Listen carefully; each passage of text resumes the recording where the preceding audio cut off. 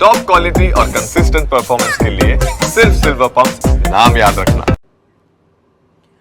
હવે વાત એવા લોકોની કે જેમણે ગુના માટેના શસ્ત્રો છોડીને અપનાવ્યું છે હવે શિક્ષણ। જેલમાં બંધ કેદીઓનું જીવન જીવવાનો એક અભિગમ જ બદલાઈ રહ્યો છે। જેલમાં સજા કાપતા કેદીઓનું જીવન પરિવર્તન થઈ રહ્યું છે। ગુનાની દુનિયાની અંદરથી દૂર રહીને જેલમાં કેદીઓને ભણતરનું મૂલ્ય સમજાવાયું।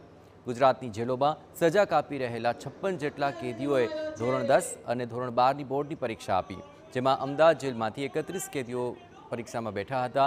આ 31 કેદીઓમાંથી 25 કેદીઓ બોર્ડની પરીક્ષામાં પાસ થયા। ભણેલા કેદીઓ અથવા તો જે ધોરણ 10 અને 12ની પરીક્ષા પાસ કરી ચૂક્યા છે તેમના માર્ગદર્શન હેઠળ આ કેદીઓ પરીક્ષા આપે છે। બાબા સાહેબ આંબેડકર યુનિવર્સિટી અને ઇન્દિરા ગાંધી ઓપન યુનિવર્સિટીમાં ગ્રેજ્યુએશન અને પોસ્ટ ગ્રેજ્યુએશનની ડિગ્રી માટેના અભ્યાસક્રમમાં પ્રવેશ આપવામાં આવે છે।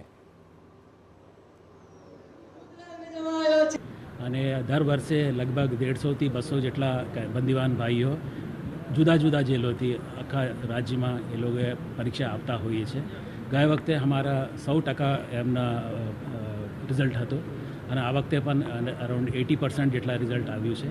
અને અમદાવાદ સેન્ટ્રલ જેલના લગભગ 21 જેટલા कैदी ભાઈઓએ એ 10મી અને 12મી પરીક્ષા પાસ કરેલી છે અને ઓવરઓલ અમારા 68% જેટલો રિઝલ્ટ છે।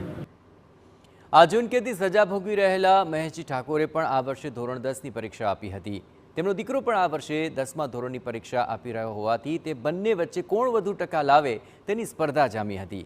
મહેશજી ઠાકોરને 43% આવ્યા, જ્યારે તેમનો દીકરો ડિસ્ટિંક્શન સાથે 75% સાથે ઉત્તીર્ણ થયો।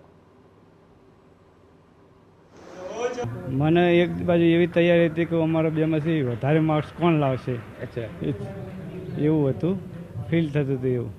દીકરો સારા માર્ક્સ લાવ્યો એની કેવી ખુશી? દીકરો સારા માર્ક્સ લાવ્યો એ તો મને બહુ જ ખુશી છે। વર્ષો પહેલા શિક્ષણ છોડી દેનાર કેદીઓએ જેલમાં રહીને જ બોર્ડની પરીક્ષા પાસ કરી। જીવનમાં તેમને નવો માર્ગ મળ્યો છે, જેના પર તે સફળતાથી આગળ વધી શકે તે માટે તેમને જેલનું તંત્ર પ્રોત્સાહિત કરી રહ્યું છે। જેલમાંથી છૂટીને તેમને રોજગાર મળે તેને લઈને ઝુંબેશ શરૂ કરાઈ છે।